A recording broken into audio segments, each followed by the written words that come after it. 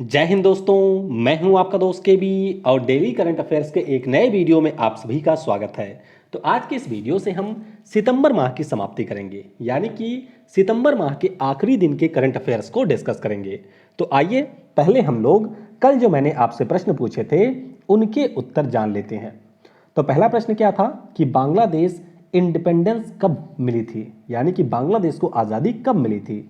तो ये आज़ाद हुआ था आपका 26 मार्च 1971 को, और पहले ये पूर्वी पाकिस्तान के नाम से जाना जाता था और जो वर्तमान में पाकिस्तान है उसी का ये हिस्सा था। तो 1971 में इसको आज़ादी मिल गई थी।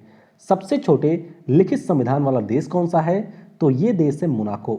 सबसे बड़ा लिखित संविधान कहाँ का है, तो वह हमारे देश भारत का है। और सबसे छोटा कहाँ का है, तो ये आपका है मोनाको का।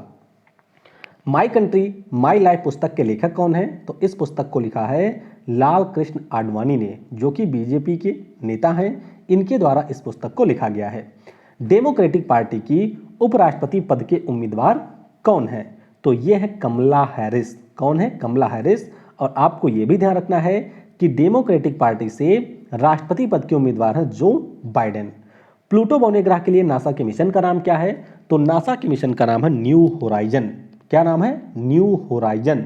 और अगर आप रेलवे या फिर एनटीपीसी के एग्जाम की तैयारी कर रहे हैं तो जितने भी महत्वपूर्ण मिशन रहे हैं, चाहे वह भारत के हों, नासा के हों या फिर रूस के रहे हों, उन सभी के बारे में आपको बिल्कुल पता होना चाहिए। उनके कौन कौन से मिशन हैं, महत्वपूर्ण सैटेलाइटों से संबंधित प्रश्न, इन सभी के बारे में आपको बिल्कुल याद होना चाहिए, क्योंकि यहां से आपकी परीक्षा में प्रश्न आपको बिल्कुल देखने को मिलेंगे। बाकी इस वीडियो की जो पीडीएफ है वह आप टेलीग्राम से डाउनलोड कर सकते हैं। टेलीग्राम पर आपको सर्च करना है केवी गुरुजी, और अब मैं यहाँ पर डेली आपसे क्विज भी पूछता हूँ, तो क्विज में भी आप पार्टिसिपेट कर सकते हैं। बाकी इसकी पीडीएफ आप अपने अकॉर्डिंग kvguruji.in के ऊपर से जनरेट कर सकते हैं, जहाँ पर आप जितनी चीज़ों को चाहेंगे उतनी चीज़ें ही आपके पीडीएफ में शामिल होंगी। बाकी वीडियो अगर आपको पसंद आता है तो इसे लाइक करने के साथ साथ शेयर भी जरूर किया करें। और ये हैं उन लोगों के नाम जिन्होंने कल ऐप के ऊपर क्विज दिया था। तो अनंत कुमार रहे थे पहले स्थान पे, जिन्होंने मात्र 3 सेकंड में दे दिया था। सैफाली आनंद, अंकुश राज, राजकुमार आनंद, रोशनी सेठिया, प्रवीण कुमार, जितेंद्र कुमार, संयम उपाध्याय, संतोष कुमार और सलामत अहमद, तो ये रहे थे शीर्ष 10 में शामिल। और बिल्कुल भी आपको यहाँ पर डिमोटिवेट नहीं होना है, क्विज आपको देते रहना है और धीरे धीरे करके आपके स्कोर में आपको इम्प्रूवमेंट देखने को मिलेगी। तो अब चलिए आज के पहले प्रश्न से शुरुआत करते हैं। प्रत्येक वर्ष विश्व हृदय दिवस कब मनाया जाता है, तो यहाँ पर बात हो रही है वर्ल्ड हार्ट डे की। ये मनाया जाता है प्रत्येक वर्ष 29 सितंबर को, यानी कि इस प्रश्न का ऑप्शन बी करेक्ट होगा। अब बात हो रही है आपके दिल की, तो दिल की बात हो रही है तो दिल से संबंधित जो भी आपके रोग हैं उन रोगों के बारे में, उनका क्या क्या प्रभाव हो सकता है, उसके प्रभाव के बारे में, और किस प्रकार से आप दिल की बीमारियों से बच सकते हैं, उन सभी के बारे में वैश्विक जागरूकता के लिए यह दिवस मनाया जाता है। तो विश्व हृदय परिसंघ, जिसका मुख्यालय आपको जिनेवा में मिल जाएगा, इनके द्वारा आप सभी के दिल को बचाने के लिए 1999 में इस दिवस के मनाए जाने की घोषणा की गई थी। और दिल से जुड़ी हुई एक बहुत ही महत्वपूर्ण बीमारी है, वह बीमारी नहीं जो आप सोच रहे हैं, ये बात हो रही है कार्डियोवैस्कुलर डिसीज की, यानी कि CVD की। तो ये बहुत ही महत्वपूर्ण बीमारी है और इसी को लेकर के इस बार थीम भी रखा गया है, use heart to beat cardiovascular disease. तो ये आपको यहाँ पर ध्यान रखना है और आप सभी को भी अपने दिल की सुरक्षा स्वयं करनी है। कई सारे बोट आपको इस समय कमेंट में मिल जाएंगे जो कुछ लड़कियों की आईडी से कमेंट करते हैं, तो उनसे आपको थोड़ा सा बच के रहना है। खास तौर पे लड़कों को ये खास हिदायत है कि इस प्रकार के बोट से जो कमेंट आते हैं उन पे आपको किसी भी प्रकार का रिप्लाई नहीं करना है। पीएम नरेंद्र मोदी ने किस राज्य में अपनी तरह के पहले गंगा अवलोकन म्यूजियम का उद्घाटन किया है, तो ये उद्घाटन किया गया उत्तराखंड राज्य में।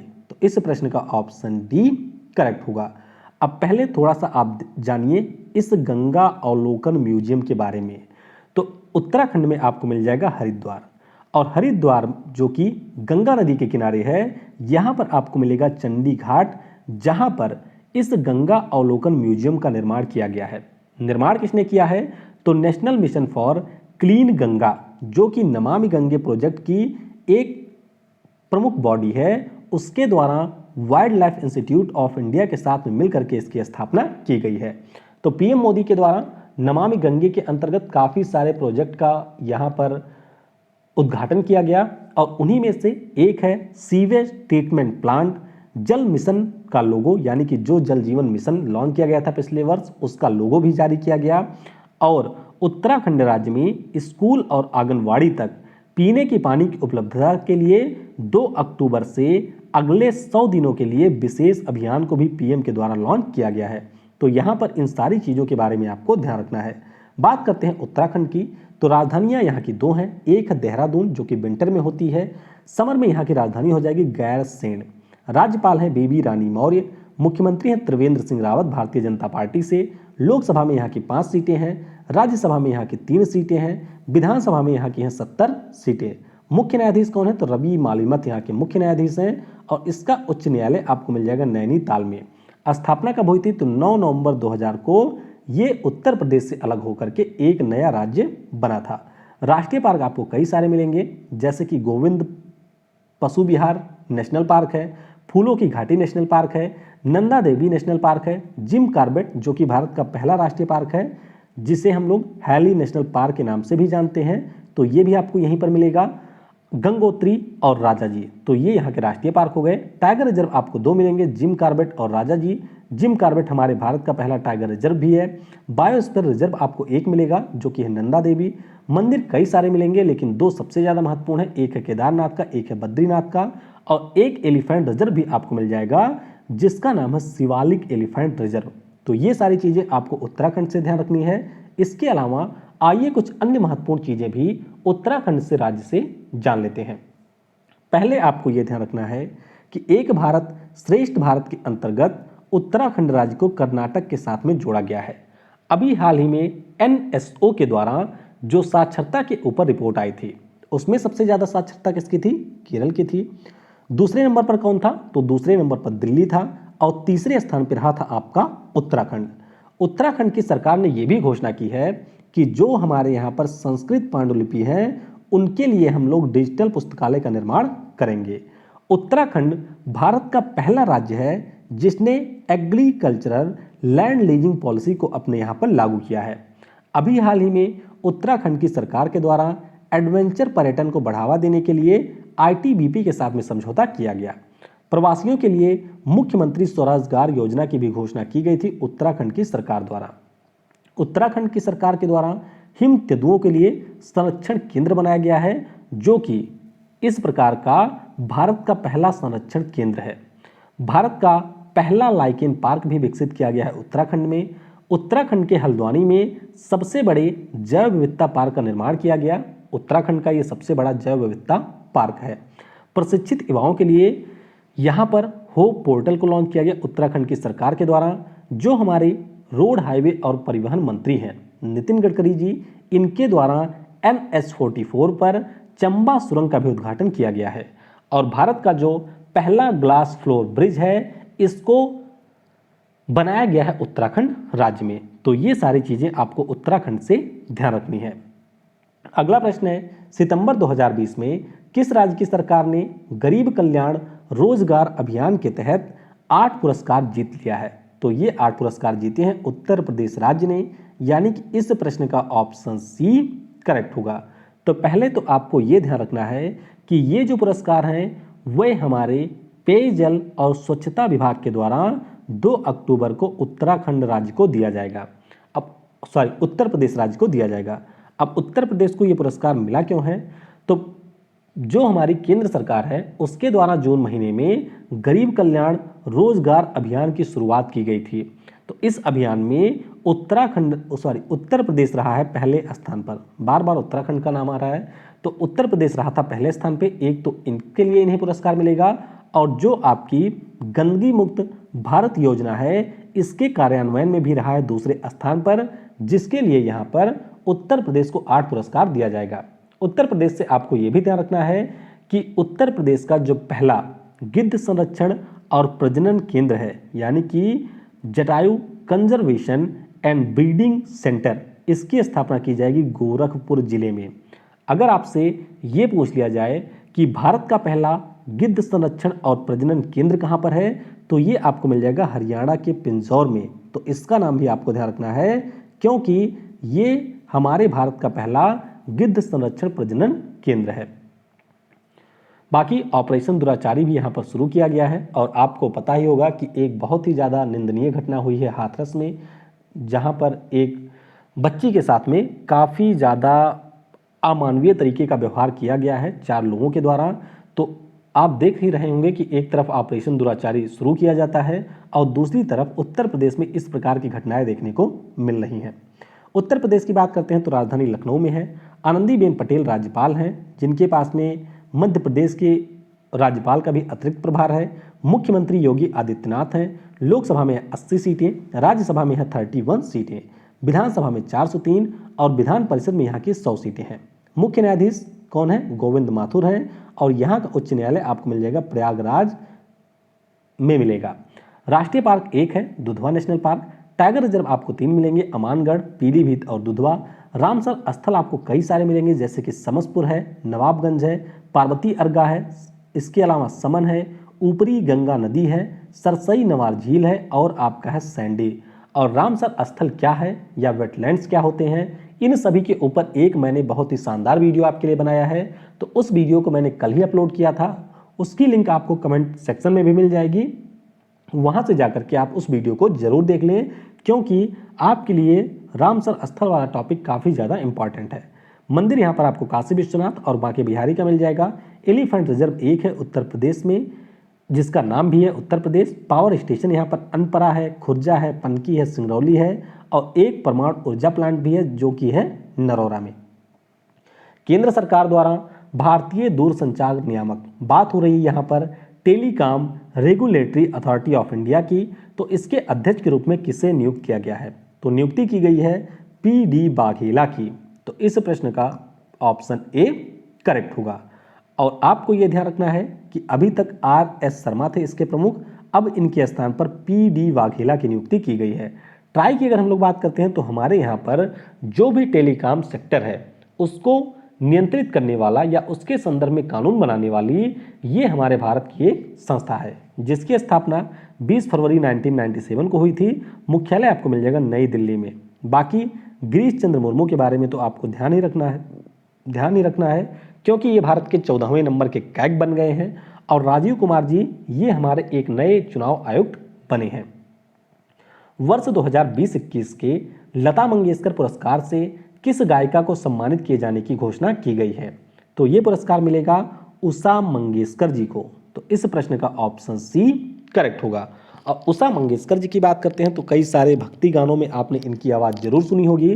तो हिंदी, मराठी और इसके अलावा अन्य कई सारी भाषाओं में इन्होंने बहुत सारे गीत गाए हैं और इसी के लिए महाराष्ट्र की सरकार के द्वारा इनको लता मंगेशकर पुरस्कार से सम्मानित किया जाएगा। और लता जी के बारे में तो आपको पता ही होगा कि इन्हें हम लोग स्वर कोकिला के नाम से जानते हैं। अब लता मंगेशकर पुरस्कार में मिलता क्या है ये भी आप थोड़ा सा ध्यान रख सकते हैं। तो इसमें 5 लाख रुपए नगद दिए जाते हैं, एक स्मृति चिन्ह होता है और एक प्रमाण पत्र विजेता को दिया जाता है। किस राज्य की सरकार ने जगह मिशन के दूसरे चरण को लॉन्च किया है, तो ये लॉन्च किया गया है उड़ीसा राज्य की सरकार के द्वारा। तो इस प्रश्न का ऑप्शन डी करेक्ट होगा। तो उड़ीसा के सीएम कौन है, सीएम है नवीन पटनायक जी। इन्हीं के द्वारा बालासोर से वीडियो कॉन्फ्रेंसिंग के माध्यम से जगह मिशन, जिसे हम लोग उड़ीसा लिवेबल हैबिटेट मिशन के नाम से जानते हैं, इसके दूसरे चरण को लॉन्च किया गया है। अब दूसरे चरण के अंतर्गत क्या प्रमुख लक्ष्य निर्धारित किया गया है उड़ीसा के द्वारा, ये भी आपको ध्यान रखना है। तो उड़ीसा सरकार ने कहा है कि हम लोग जितने भी उड़ीसा राज्य में स्लम हैं, यानी कि जो गरीब झुग्गी झोपड़ी वाली बस्तियां हैं, उनके स्थान पर आदर्श कॉलोनी को विकसित कर देंगे अगले 3 वर्षों में। तो ये यहाँ पर टारगेट रखा गया है जगह मिशन के अंतर्गत। इस योजना के कार्यान्वयन के लिए राज्य की सरकार के द्वारा सेंटर फॉर पॉलिसी रिसर्च नई दिल्ली के साथ में भी एक समझौता किया गया है। और जगह मिशन इसलिए भी महत्वपूर्ण है क्योंकि ब्रिटेन की एक संस्था के द्वारा यूनाइटेड नेशन के सहयोग से पिछले साल दिसंबर की बात है जब उड़ीसा को वर्ल्ड हैबिटेट अवार्ड दिया गया था इसी मिशन के लिए। तो इसीलिए यह मिशन काफ़ी ज़्यादा महत्वपूर्ण है, ध्यान रखिएगा इसके बारे में। उड़ीसा की बात करते हैं तो राजधानी भुवनेश्वर में है। राज्यपाल हैं गणेशी लाल, मुख्यमंत्री हैं नवीन पटनायक, लोकसभा में 21 सीटें हैं, राज्यसभा में हैं 10 सीटें, विधानसभा में हैं 147 सीटें। मुख्य न्यायाधीश कौन है? तो मोहम्मद रफीक मुख्य न्यायाधीश हैं। उच्च न्यायालय यहाँ का मिल जाएगा आपको कटक में। राष्ट्रीय पार्क है सिमलीपल और भीतरकनिका, यानी कि 2 राष्ट्रीय पार्क हैं। टाइगर रिजर्व भी आपको 2 मिलेंगे, सिमलीपल और सतकोसिया में। बायोस्फीयर रिजर्व भी एक है जिसका नाम है सिमलीपल बायोस्फीयर रिजर्व। मंदिर आपको कई सारे मिलेंगे, जैसे कि लिंगराज है, जगन्नाथपुरी है, कोणार्क सन टेम्पल है, गुदिंचा का मंदिर है, मुक्तेश्वर का मंदिर है और है आपके ब्रह्मेश्वर का मंदिर। एलिफेंट रिजर्व आपको यहाँ पर 3 मिलेंगे, संबलपुर, मयूरभंज और महानदी। रामसर स्थल भी 2 मिल जाएंगे, चिल्का झील और भीतरकनिका मैंग्रोव। वर्ष 2020 के लिए कितने वैज्ञानिकों को शांति स्वरूप भटनागर पुरस्कार से सम्मानित किया गया? तो ये पुरस्कार मिला है कुल मिलाकर के 14 लोगों को। तो इस प्रश्न का ऑप्शन बी करेक्ट होगा। अब इस प्रश्न का उत्तर ढूंढने में कल मुझे लग गए कम से कम आधे घंटे। रीजन ये हुआ कि जब मैंने इंडियन एक्सप्रेस पे इसको पढ़ा तो वहाँ पर बताया गया था 12 लोगों को पुरस्कार मिला है। बाकी कई सारे अन्य न्यूज़ में मैंने देखा तो वहाँ पर दिखाया गया कि 14 लोगों को ये पुरस्कार मिला है। तो फाइनली मुझे जाना पड़ा गवर्नमेंट ऑफ इंडिया की वेबसाइट पर, जहाँ पे जाकर के ये कन्फर्म हुआ कि कुल मिलाकर के 14 लोगों को शांति स्वरूप भटनागर पुरस्कार से सम्मानित किया गया है। तो आपके लिए पहले ये महत्वपूर्ण है कि ये पुरस्कार किसके द्वारा और क्यों दिया जाता है।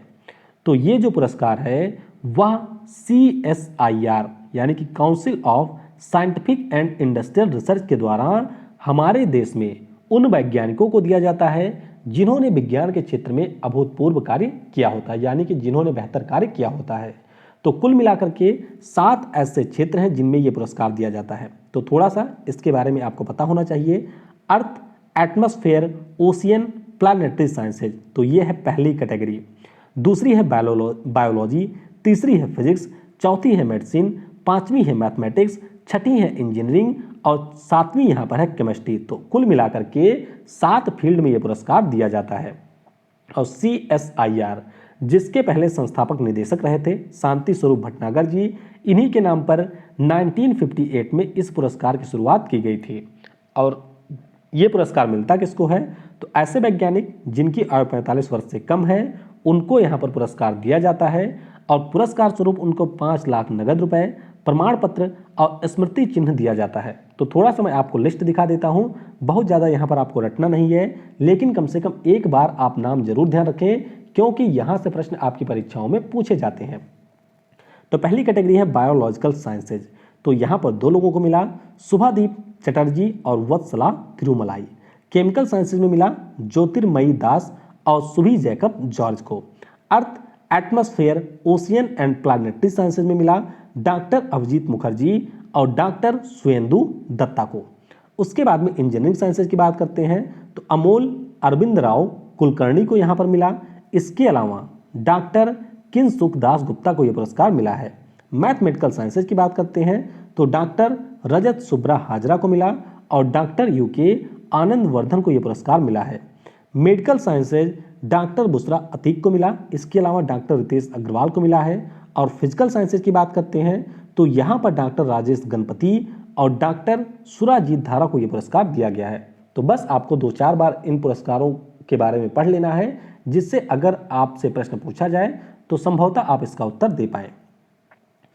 राष्ट्रीय सुरक्षा गार्ड के महानिदेशक के पद का अतिरिक्त प्रभार किसे यहाँ पर दिया गया है?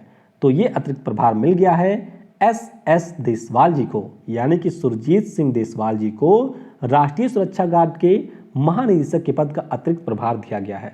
अब आपके मन में सवाल आएगा कि इनको अतिरिक्त प्रभार मिला क्यों है? क्योंकि अनूप कुमार सोनी जी जो कि वर्तमान में राष्ट्रीय सुरक्षा गार्ड के महानिदेशक हैं, ये सेवानिवृत्त हो जाएंगे 30 सितंबर को। अब जाहिर सी बात है सेवानिवृत्त होंगे तो जब तक नए महानिदेशक की नियुक्ति नहीं हो जाती है तब तक SS देसवाल जी यहाँ पर अतिरिक्त प्रभार संभालेंगे राष्ट्रीय सुरक्षा गार्ड का। अब SS देसवाल जी की बात हुई है तो आपको ये ध्यान रखना है कि जो हमारी इंडो तिब्बतन बॉर्डर पुलिस है वर्तमान में इसी के ये महानिदेशक हैं। और आपको अगर ध्यान हो तो जब राजीव राय भटनागर जी जो कि हमारे CRPF के महानिदेशक थे वह सेवानिवृत्त हुए थे, उस समय भी SS देसवाल को अतिरिक्त प्रभार मिला था। फिर AP माहेश्वरी जी की नियुक्ति हुई, BK जौहरी जी, जो कि हमारे बीएसएफ के महानिदेशक थे, जब वह मध्य प्रदेश के डीजीपी बनाए गए थे, उस समय बीएसएफ के महानिदेशक का अतिरिक्त प्रभार मिला था एस देसवाल जी को, और अब यहां पर राष्ट्रीय सुरक्षा गार्ड के भी महानिदेशक का अतिरिक्त प्रभार इनको मिल गया है। तो बीएसएफ के अब कौन बन गए हैं? राकेश अस्थाना जी। एपी माहेश्वरी जी आपके किसके हैं? सीआरपीएफ के। और आपको बताना है कि राजेश रंजन जी हमारे किस अर्धसैनिक बल के महाप्रमुख हैं, महानिदेशक हैं। राष्ट्रीय सुरक्षा गार्ड की बात करते हैं तो ध्यान रखिएगा, अमृतसर में ऑपरेशन ब्लू स्टार हुआ था स्वर्ण मंदिर में 1984 में, और उसके कुछ समय बाद जो हमारे उस समय की पीएम थी इंदिरा गांधी जी, उनकी हत्या कर दी गई थी। तो उसी के बाद में हमारे देश में किसी भी प्रकार की आतंकवादी गतिविधियां ना होने पाए या फिर किसी भी प्रकार से आंतरिक गड़बड़ी की स्थिति ना होने पाए, इसके लिए एनएसजी का गठन किया गया था। तो इन्हें हम लोग ब्लैक कमांडो के नाम से भी जानते हैं या ब्लैक कैट कमांडो के नाम से भी जानते हैं। मुख्यालय आपको मिल जाएगा नई दिल्ली में। सितंबर 2020 में किस राज्य की सरकार ने वाईएसआर जल कल योजना को लॉन्च किया है? तो ये योजना किसने लॉन्च की है? ये लॉन्च की गई है आंध्र प्रदेश की सरकार द्वारा, यानी कि इस प्रश्न का ऑप्शन सी करेक्ट होगा।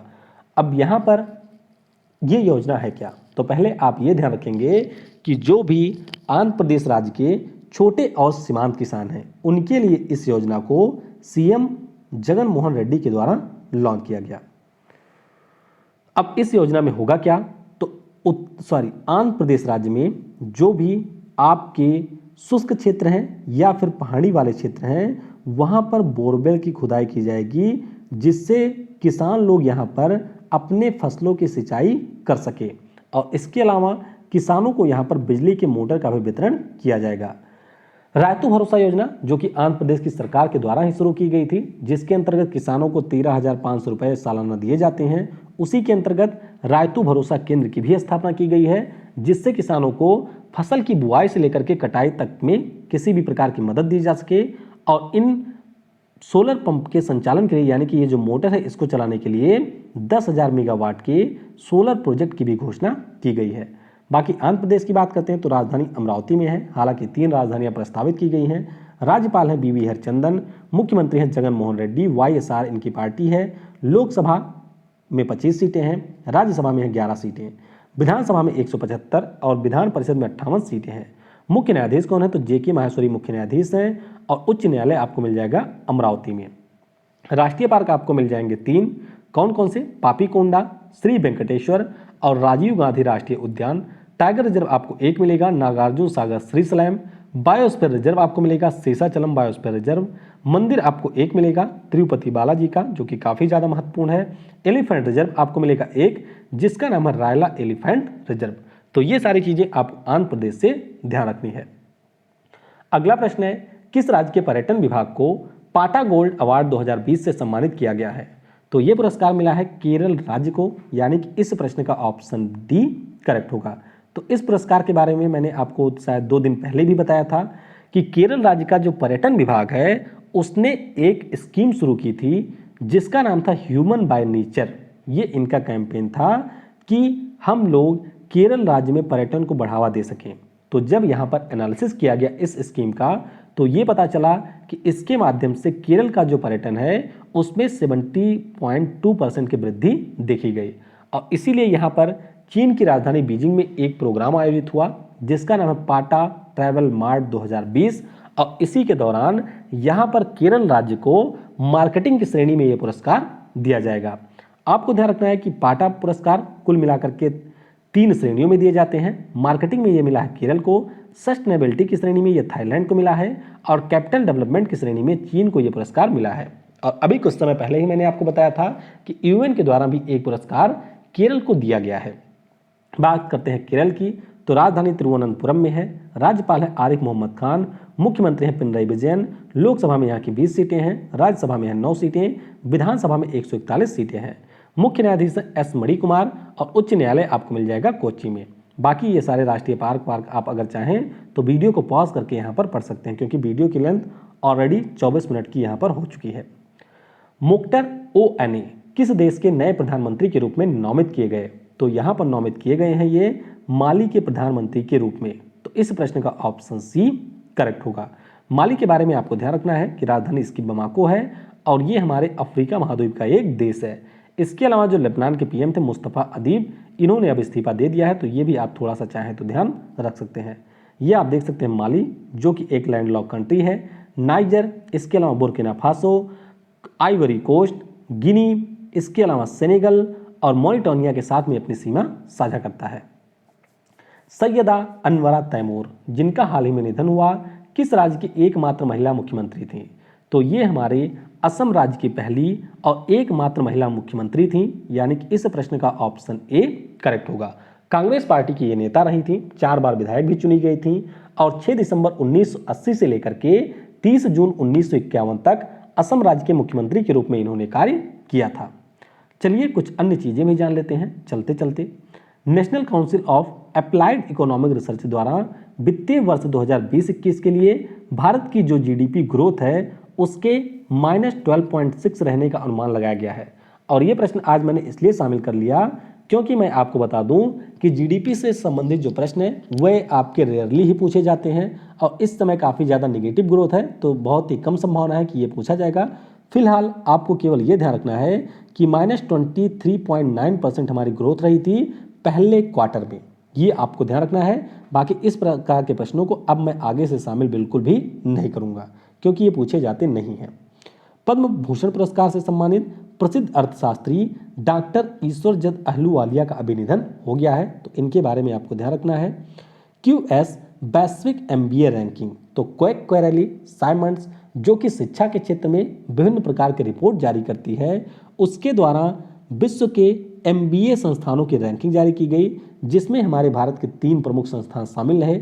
आईआईएम अहमदाबाद रहा 31वें स्थान पे, आईआईएम बेंगलुरु 35वें स्थान पे रहा और आईआईएम कोलकाता 91वें स्थान पे रहा है। और कल से जो आपकी करंट अफेयर का फॉर्मेट होगा वह इसी प्रकार से देखने को मिलेगा। इसके अलावा वेबसाइट के ऊपर अब से आपको कोई पीडीएफ नहीं मिलेगी, पीडीएफ आपको सीधे टेलीग्राम पर ही मिला करेगी और ऐप के ऊपर अब आपको किसी प्रकार की क्विज भी नहीं मिलेगी। और कोशिश मेरी रहेगी कि 10 से 12 मिनट का वीडियो हो और जो भी महत्वपूर्ण सबसे ज़्यादा प्रश्न हो उन्हीं को हम लोग वीडियो में शामिल करें। Indo US chamber of commerce द्वारा इकबाल सिंह को कोविड क्रूसेडर अवार्ड 2020 से सम्मानित किया गया है और आपको ध्यान रखना है कि ये पहले भारतीय हैं जिनको Covid crusader award Indo US chamber of commerce के द्वारा दिया गया है। और यूनेस्को के द्वारा सूरत शहर को नेट क्लेपो स्मार्ट सिटी अवार्ड से सम्मानित किया जाएगा, तो ये भी आप थोड़ा सा ध्यान रखेंगे। बाकी जो हमारे यहाँ पर insurance regulatory development authority of India है, जिसका मुख्यालय आपको हैदराबाद में मिल जाएगा, उसके द्वारा भारत की आप कह सकते हैं सर्वश्रेष्ठ बीमा कंपनियों के रूप में 3 कंपनियों को घोषित किया गया है। एक है आपकी LIC, दूसरी है general insurance corporation of India और तीसरी है new India assurance company limited. तो इनके बारे में आपको थोड़ा सा यहाँ पर ध्यान रखना है। कैटेगरी भी आप चाहें तो ध्यान रख सकते हैं, डोमेस्टिक सिस्टेमिकली इंपॉर्टेंट इश्यूअर्स, इसके अंतर्गत इसे घोषित किया गया है। चलिए आज की वीडियो से आपके लिए प्रश्न देख लेते हैं। लगातार 4 बार ATP वर्ल्ड टूर फाइनल्स जीतने वाले पहले खिलाड़ी कौन है? बात हो रही है यहाँ पर एसोसिएशन ऑफ टेनिस प्रोफेशनल की। हरियाणा हरिकेन के नाम से किस खिलाड़ी को जाना जाता है? ये एक क्रिकेटर है, इतना मैं आपको हिंट दे दे रहा हूँ। भारत के द्वारा किस वर्ष GSLV का पहली बार इस्तेमाल किया गया था? कृष्णानत्तम किस राज्य का एक प्रसिद्ध नृत्य है? 1953 में जो हमारे यहाँ पर नेशनल बैकवर्ड कमीशन था, यानी कि पिछड़ा वर्ग आयोग था, इसके पहले अध्यक्ष कौन थे? पहला निजी वित्त पोषित मानव अंतरिक्ष यान कौन था? तो इन प्रश्नों के उत्तर आपको नीचे कमेंट सेक्शन में देने हैं। बाकी आज शाम को हम लोग 2019 से लेकर के जो हम लोग करंट अफेयर का रिवीजन कर रहे हैं उसका पार्ट 4 आपको मिलेगा। Thanks for watching. जय हिंद, जय भारत और सबसे जरूरी, पढ़ेगा भारत तो बढ़ेगा भारत।